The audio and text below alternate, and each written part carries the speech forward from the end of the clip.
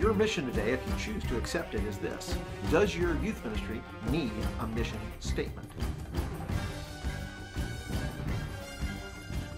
Hey everybody, welcome back to another episode of Meant to Be Monday. I'm your host, Paul Turner, and today I want to talk to you about mission statements. Before I get to that, I want to apologize for being absent last week. I actually got seriously ill on a youth trip, took a bunch of kids to Winter Jam, and wound up having gallbladder surgery. I actually had to leave the event and go to the hospital and get my gallbladder taken out. So that was kind of weird. So I was in recovery all last week, so I apologize for not coming to you. But I would like to know, have you ever been on a youth trip where you got something happened to you on a youth trip where you had to actually leave the youth trip to go to the doctors or go to a hospital or something like that? So I'd love to hear your comments about that. That'd make me feel better. You can leave me a comment down below.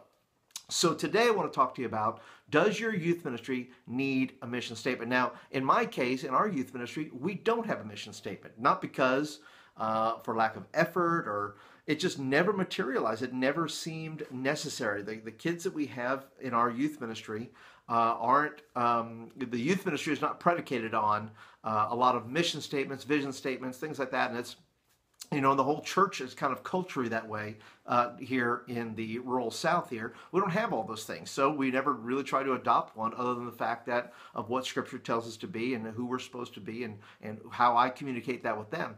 But let me just offer you if you do need a mission statement, let me just start with a couple of things. But if you do, you say, well, I want to start somewhere and I don't have one. How do I get my kids on board? How do I do this? Well, first of all, I would say start with Scripture. Scripture is filled with the missions of God, right? Jesus said, you're the light of the world. A city on a hill cannot be hid. He says that we're salt of the earth, right? That's our mission, is to be salt, to be light. Those are conditions. Those are conditions we're in, that we impact the things that are around us. And light and salt, it works anywhere. It doesn't matter whether it's rural, urban, big city, small town. It doesn't matter where that needs to be if that's who your essence is. There's where you're at in your town. It may be very specific. You may be in an area where there's a lot of underprivileged or poor in your community, and you may say, look, our mission is to reach the poor with the gospel. It's very centered on that, and so that's not necessarily, there's no good or bad necessarily of a mission statement, other than the fact that you can clearly state it, and your kids and students and parents and the church can understand what you're doing. The second thing I would start with this is follow your church. If your church has a mission statement, don't stray too far from that. Now, you can take it and euthanize it, but I wouldn't have something. If your church is about evangelism and you're about discipleship, if your church has reached the whole world for Jesus and you're like, teach everybody the books of the Bible, that's there's got to be some complementary overlap there. And so I would take whatever your church is doing and figure out a way to, how do we then put that into a process so that our students understand that. The third thing that I would recommend is have a way to live out your mission. If your goal is to reach all the sailors in the world and you live in Kansas, now it's not that Kansas doesn't have sailors in it, but it would help if you live near a port, right? So if you lived in San Diego, that wouldn't be necessarily a problem.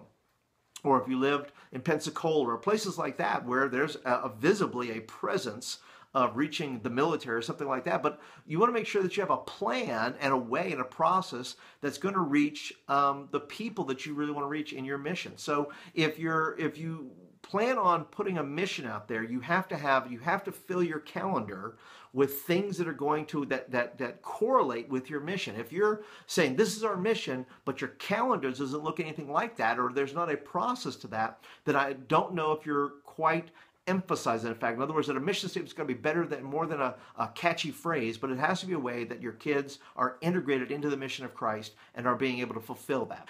Anyway, that's all I got today for the Meant to Be Monday today. I hope that you're having a fantastic day. If you like this video, if you're brand spanking new, and you really like this video, I would love for you to be a subscriber. So please hit the subscribe button here, and that would give videos like this in your inbox every week, except when I'm having gallbladder surgery, which then I don't bring you a video. But now that's done, so no, we won't have that problem. The other thing is, if you're a regular, thank you so much. I want to say thank you that we have hit 500 subscribers now because of you guys sharing and putting it out there and letting people know that this is a resource for youth workers. And so thank you so much for doing that. Thanks for being a part of this community. I would love your suggestions, your ideas for other show ideas possibly, or even about content, questions that you have. I would love to hear from you. So anyway, thanks for joining me today for Meant to Be Monday. I've been your host, Paul Turner, and I'll see you guys tomorrow on the Tuesday Panic.